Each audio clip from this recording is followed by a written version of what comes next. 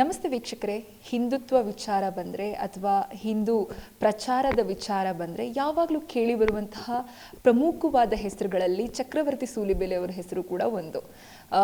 ಅದರಲ್ಲೂ ಹೆಚ್ಚಾಗಿ ಕರ್ನಾಟಕದಾದ್ಯಂತ ಹೆಸರು ಮಾಡಿರುವಂಥ ವ್ಯಕ್ತಿ, ಅದರಲ್ಲೂ ಮುಖ್ಯವಾಗಿ ನಮ್ಮ ದಕ್ಷಿಣ ಕನ್ನಡ ಉಡುಪಿ ಅಂತ ಬಂದರೆ ಸಾಕಷ್ಟು ಪ್ರಸಿದ್ಧಿಯನ್ನು ಪಡೆದಂತಹ ವ್ಯಕ್ತಿ, ಹಿಂದುತ್ವ ವಿಚಾರದಲ್ಲಿ ಎಲ್ಲ ಕಾರ್ಯಕ್ರಮಗಳಲ್ಲೂ ಕಾಣಿಸ್ಕೊಳ್ಳುವಂತಹ ವ್ಯಕ್ತಿ. ಆದರೆ ಇದೇ ವಿಚಾರವಾಗಿ ಈಗ ಪೊಲೀಸ್ ಇಲಾಖೆ ಹೊಸ ಪ್ರಕರಣಗಳಿಗೆ ಒಂದು ಚಾಲನೆ ನೀಡಿರುವಂಥದ್ದು. ಹಳೆಯ ಅವರ ಚಕ್ರವರ್ತಿ ಸೂಲಿಬೆಲೆ ಅವರಿಗೆ ಸಂಬಂಧಪಟ್ಟ ಹಳೆಯ FIRಗಳಿಗೆ ಅಥವಾ ಹಳೆಯ ಪ್ರಕರಣಗಳನ್ನು ಮತ್ತೆ ಕೆದಕುವಂತಹ ಪ್ರಯತ್ನ ಮಾಡ್ತಾ ಇದೆ. ಹಾಗಾದ್ರೆ ಈ ಬಗ್ಗೆ ನಮ್ಮ ಚಕ್ರವರ್ತಿ ಸೂಲಿಬೆಲೆ ಅವರು ಏನು ಹೇಳ್ತಾರೆ ಅಂತ ಅವ್ರನ್ನೇ ಮಾತಾಡಿಸ್ತಾ ಹೋಗುವಂತಹ ಪ್ರಯತ್ನ ಮಾಡ್ತೀನಿ. ಸರ್ ನಮಸ್ತೆ. ನಮಸ್ಕಾರ.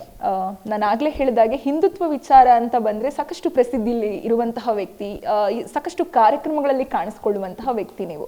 ಆದ್ರೆ ಪೊಲೀಸ್ ಇಲಾಖೆ ಈಗ ಹೊಸದಾಗಿ ನಿಮಗೆ ಸಂಬಂಧಪಟ್ಟಂತಹ ಪ್ರಕರಣಗಳನ್ನ ಅಥವಾ FIRಗಳನ್ನ ಮತ್ತೆ ಕಿದುಕುವಂತಹ ಪ್ರಯತ್ನ ಪಡ್ತಾ ಇದೆ. ಏನ್ ಹೇಳ್ತೀರಾ ಇದ್ರ ಬಗ್ಗೆ? ಒಂದು ಸುಹಾಸ್ ಹತ್ಯೆಯ ನಂತರ ಮಂಗಳೂರಿನಲ್ಲಿ ಒಂದು ಸಂಚಲನ ಉಂಟಾಗ್ಬಿಟ್ಟಿದೆ.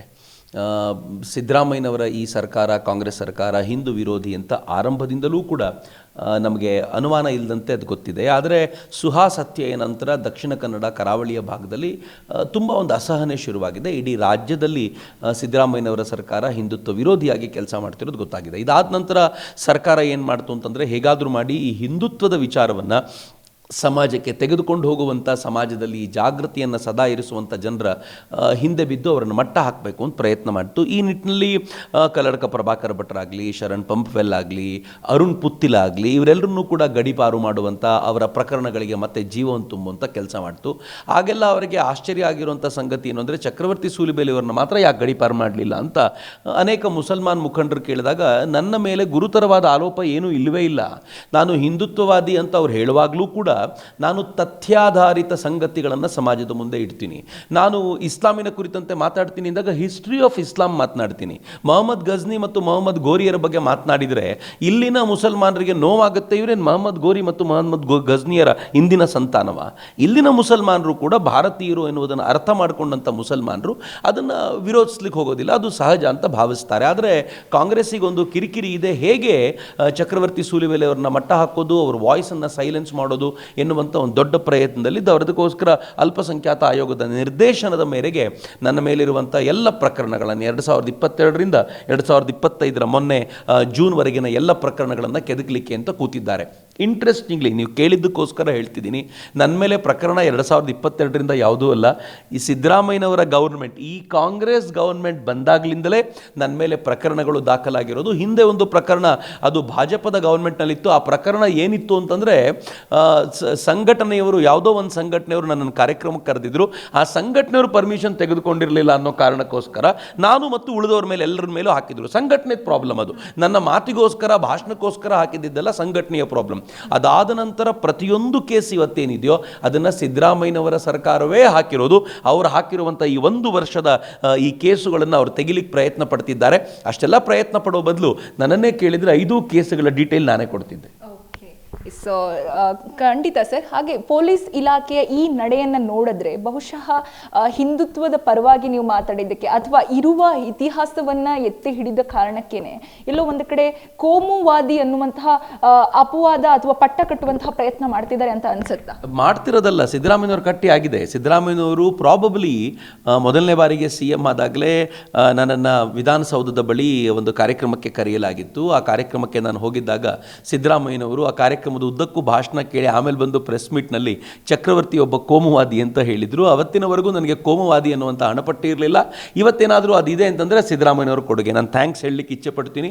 ನೀವು ಕೋಮುವಾದಿ ಅಂತ ಹೇಳಿದ್ದನ್ನು ನಾನು ಅವಮಾನಕರವಾಗಿ ತೆಗೆದುಕೊಳ್ಳಿಲ್ಲ. ನನ್ನ ಎದೆ ಮೇಲೆ ಒಂದು ಗೌರವದ ಚಿಹ್ನೆಯಾಗಿ ಅದನ್ನು ಹಾಕ್ಕೊಂಡಿದ್ದೀನಿ.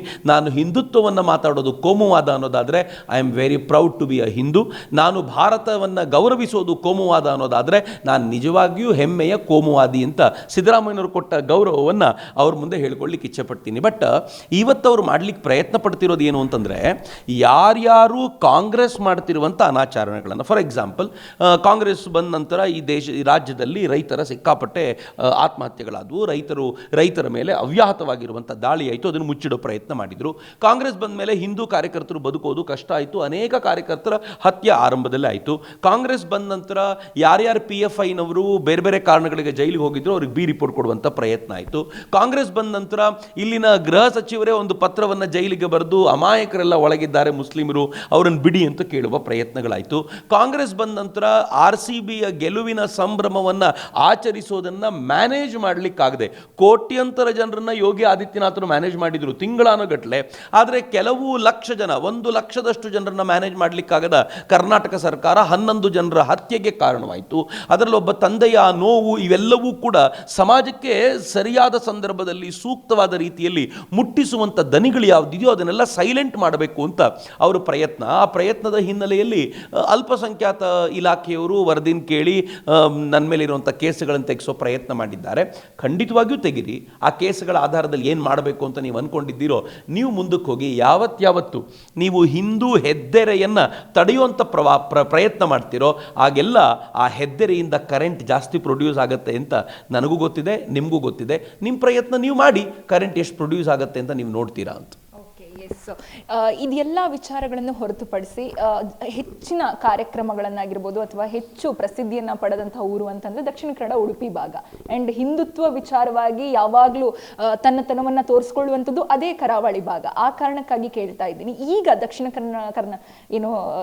ಕನ್ನಡದಲ್ಲಿ ಏನು ಈಗ ನಡೀತಾ ಇದೆ, ಈ ಏನು ಘಟನಾವಳಿಗಳಾಗ್ತಾ ಇದೆ, ಹಿಂದೂ ಕೊಲೆ ಇರ್ಬೋದು, ಮುಸ್ಲಿಂ ಹತ್ಯೆಗಳಿರ್ಬೋದು, ಅವರಿಗೆ ಇವರಿಗೆ ಅವರು ಅನ್ನುವಂತಹ ಜಿದ್ದನ್ನ ಬೆಳೆಸ್ಕೊಂಡು ಹೋಗ್ತಾ ಇದ್ದಾರೆ. ಈ ಪ್ರಕರಣದ ಬಗ್ಗೆ ಏನು ಹೇಳ್ತೀರಾ ಸರ್? ಕರಾವಳಿ ಯಾವತ್ತೂ ಹಾಗೆ ಇದೆ. ಕರಾವಳಿ ಒಂದು ಪ್ರತಿಭಟನೆಯ ಒಂದು ಜಾಗ. ಅದು ಅಲ್ಲಿ ಹಿಂದುತ್ವ ಸುಪ್ರಿಮಸಿಯನ್ನು ಅಲ್ಲಗಳಿಲಿಕ್ಕೆ ಸಾಧ್ಯವೇ ಇಲ್ಲ. ಕರಾವಳಿಯಲ್ಲಿ ಹೇಗೆ ಹಿಂದುತ್ವದ ಚಿಂತನೆಗಳು ಬೇರು ಬಿಟ್ಟಿವೆ ಅಂತಂದರೆ, ಅಲ್ಲಿ ಭಿನ್ನ ಭಿನ್ನ ಸ್ವರೂಪದಲ್ಲಿ ಹಿಂದುತ್ವದ ಕೆಲಸಗಳು ನಡೀತಾನೇ ಇರುತ್ತೆ. ಅದು ದೇವರ ಪೂಜೆ ಇರ್ಬೋದು, ಭೂತದ ಕೋಲ ಇರ್ಬೋದು, ದೈವಾರಾಧನೆ ಇರ್ಬೋದು, ಎಲ್ಲ ರೀತಿಯಲ್ಲೂ ಹಿಂದುತ್ವದ ಪ್ರಯತ್ನ ನಡೀತಿರುತ್ತೆ. ಎಲ್ಲೆಲ್ಲಿ ಹಿಂದುತ್ವ ತುಂಬ ವ್ಯಾಪಕವಾಗಿ ಈ ಥರದ ಚಟುವಟಿಕೆ ನಡೀತಿರುತ್ತೋ ಹಿಂದುತ್ವದ್ದು, ಅಲ್ಲಿ ಮುಸಲ್ಮಾನರು ತುಂಬ ಯಾವಾಗಲೂ ಕಿರಿಕಿರಿ ಮಾಡ್ತಿರ್ತಾರೆ.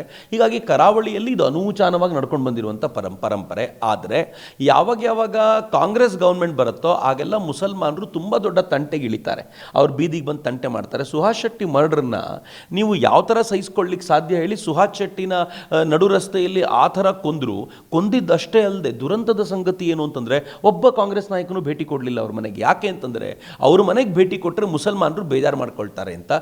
ಹಿಂದೂ ನೋಡ್ತಿರ್ತಾನೆ ಇದನ್ನು. ನಿಮಗೆ ವೋಟ್ ಮಾಡಿರೋದು ಬರೀ ಮುಸ್ಲಿಮರು ಮಾತ್ರ ಅಲ್ಲ, ಹಿಂದೂಗಳು ವೋಟ್ ಮಾಡಿದ್ದಾರೆ, ನೋಡೋದಿಲ್ಲ ಅಂದ್ಕೊಂಡಿದ್ದೀರೇನು? ಮತ್ತು ಕರಾವಳಿಯಲ್ಲಾಗುವಂಥ ಘಟನೆ ಸೋಷಿಯಲ್ ಮೀಡಿಯಾದ ಈ ಯುಗದಲ್ಲಿ ಬರೀ ಕರಾವಳಿಗೆ ಮಾತ್ರ ಇರೋದಿಲ್ಲ, ಇಡೀ ನಾಡಿಗಬ್ಬತ್ತೆ, ಇಡೀ ದೇಶಕ್ಕೆ ಹಬ್ಬತ್ತೆ. ಹೀಗಿರುವಾಗ ಇದು ಯಾರಿಗೂ ಗೊತ್ತಾಗೋದಿಲ್ಲ ಅಂತ ನೀವು ಭಾವಿಸಿದರೆ ಅದಷ್ಟು ಸಲೀಸಲ್ಲ.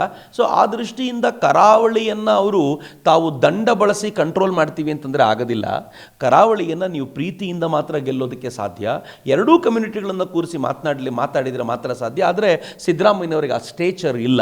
ಯಾಕೆಂದರೆ ಬಂದ ದಿನದಿಂದ ಇದು ಅಲ್ಲಾಹುವಿನ ಸರ್ಕಾರ ಅಂತ ಹೇಳ್ಕೊಂಡು ಮತ ಹಾಕಿರೋದು ಮುಸಲ್ಮಾನರು ಮಾತ್ರ ಅನ್ನೋ ಥರ ಅವ್ರು ಏನು ಬಿಂಬಿಸ್ಕೊಂಡು ಬಂದಿದ್ದಾರೆ ಇಡೀ ಸರ್ಕಾರವನ್ನು. ಮುಸಲ್ಮಾನರು ಸಹಜವಾಗಿ ತಮ್ಮ ಡಿಮ್ಯಾಂಡ್ಗಳನ್ನು ದಿನೇ ಜಾಸ್ತಿ ಮಾಡ್ತಾರೆ.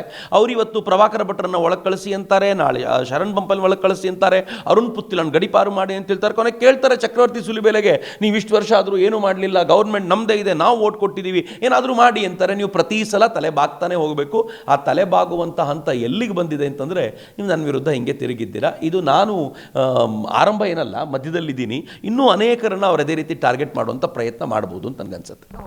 ಇನ್ನು ನೀವು ಆಗ್ಲಿಂದ ಹೇಳ್ತಾ ಇದ್ರಿ, ಮುಸ್ಲಿಂ ಪರ ವಿಚಾರ ಬಂದ್ರೆ ಅಥವಾ ಹಿಂದೂ ವಿರೋಧ ವಿಚಾರಗಳು ಬಂದ್ರೆ ಕಾಂಗ್ರೆಸ್ ಗೌರ್ಮೆಂಟು ಅಥವಾ ಸಿದ್ದರಾಮಯ್ಯನ ಸರ್ಕಾರ ಯಾವಾಗಲೂ ಇದೇ ನಡೆಯನ್ನ ತೋರಿಸ್ಕೊಂಡು ಬಂದಿದೆ, ತಲತಲಾಂತರದಿಂದ ಅದೇ ಬಂದಿದೆ ಅನ್ನುವಂಥ ಮಾತನಾಡಿದ್ರೆ, ಈ ಸಿದ್ದರಾಮಯ್ಯ ಸರ್ಕಾರ ಅಥವಾ ಕಾಂಗ್ರೆಸ್ ಸರ್ಕಾರನ ನಡೆ ನೋಡ್ತಾ ಇದ್ರೆ ಹಿಂದೂಗಳ ರಕ್ಷಣೆ ಈ ಸರ್ಕಾರದಿಂದ ಸಾಧ್ಯ ಇದೆಯಾ, ಅಥವಾ ಬರೀ ಮುಸ್ಲಿಂ ಧೋರಣೆ ವಿಚಾರವಾಗಿ ಮಾತ್ರ ಈ ಸರ್ಕಾರ ನಡೆ ಇರುತ್ತಾ, ಅಥವಾ ಈ ಏನು ನೀತಿ ನಿಯಮಗಳು ಅಥವಾ ಈ ನಡೆ ಏನಿದೆ ಅದು ಕಾಂಗ್ರೆಸ್ ಸರ್ಕಾರವೇ ಈ ರೀತಿನ, ಅಥವಾ ಬರೀ ಸಿದ್ದರಾಮಯ್ಯ ಸರ್ಕಾರಕ್ಕೆ ಮಾತ್ರ ಸೀಮಿತನ ಸರ್? ನಾನು ಈ ಹಿಂದೆಯ ಕಾಂಗ್ರೆಸ್ನ ಕೆಲವು ಮುಖ್ಯಮಂತ್ರಿಗಳನ್ನು ನೋಡಿದ್ದೀನಿ. ಈ ಪರಿ ಮುಸಲ್ಮಾನರಿಗೆ ಸರೆಂಡರ್ ಆದಂಥ ಮತ್ತೊಂದು ಮುಖ್ಯಮಂತ್ರಿ ನಾನು ನೋಡಲಿಲ್ಲ. ಬಿ ಜೆ ಪಿಯವರು ಅಧಿಕಾರಕ್ಕೆ ಬರ್ತಾರೆ. ಇನ್ಫ್ಯಾಕ್ಟ್ ಬಿ ಜೆ ಪಿಯವರು ಅಧಿಕಾರಕ್ಕೆ ಬಂದಾಗ ಬಿ ಜೆ ಪಿಯವರ ವಿರುದ್ಧ ದೊಡ್ಡ ಕೂಗಿರೋದು ಹಿಂದೂ ಕಾರ್ಯಕರ್ತರದ್ದೇ. ಅವ್ರು ಬಂದಾಗಲೇ ಹಿಂದೂ ಕಾರ್ಯಕರ್ತರ ಮೇಲಿನ ಕೇಸ್ ಜಾಸ್ತಿ ಆಗುತ್ತೆ, ಯಾವ ಕೇಸುಗಳನ್ನು ಬಿಡುಗಡೆ ಮಾಡೋದಿಲ್ಲ.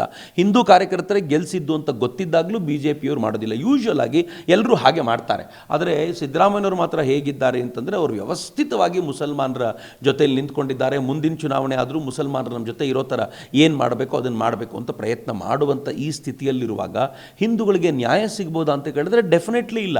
ನಾನು ಬೇರೆ ಯಾವ ನ್ಯಾಯ ಕೇಳೋದಿಲ್ಲ.